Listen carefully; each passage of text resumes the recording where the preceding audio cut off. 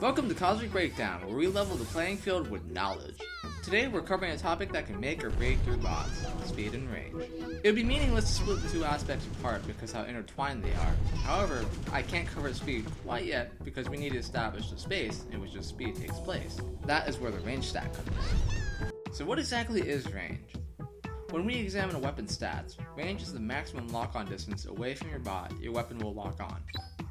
Alright, but what is this distance? 250 what? Inches? Feet? Light years? Penises? Boobs? Well, let's put some perspective on this value. I'm going to be calling them cosmic units. So what does 100 cosmic units look like? Well, if you open up the map editor, each one of these tiny squares is 20 cosmic units.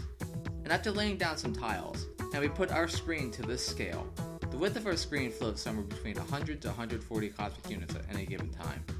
This depends if you play on widescreen settings or if you play on standard resolution.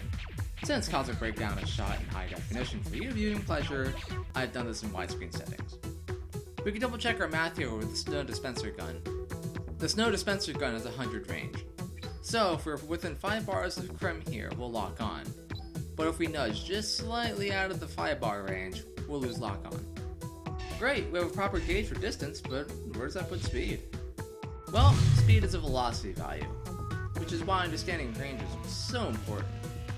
Velocity is delta d over delta t, or in human words, it's change in distance over time. In Cosmic Break, most objects are measured in cosmic units per second. There are going to be some unicorns like side guns where they'll change up and down in velocity. But most of the time, objects have a constant velocity of x cosmic units per second. Here I have Bestia again to demonstrate the concept. Her bind ball moves at 70 cosmic units per second. If I stand 100 cosmic units away, we should connect within 1.4 seconds. Then if we back it up to 200 cosmic units, we should connect within 2.8 seconds. Here's a more realistic depiction with Natasha. Natasha's cannon untuned has 320 range and 270 speed. If we fire, we should hit Krem at max lock-on range within 1.2 seconds. Now if we modify our speed to 391, we should hit within 0.8 seconds. Alright, let's apply what we just learned to the real world. Here I have Amelia, whose bazooka is 611 speed. In other words, her shell will move 600 cosmic units within a second. Scrubbing through the video in Premiere, we can tell the shot took 0.4 seconds to land on target. Doing the math, Starkeeper was at 244 range.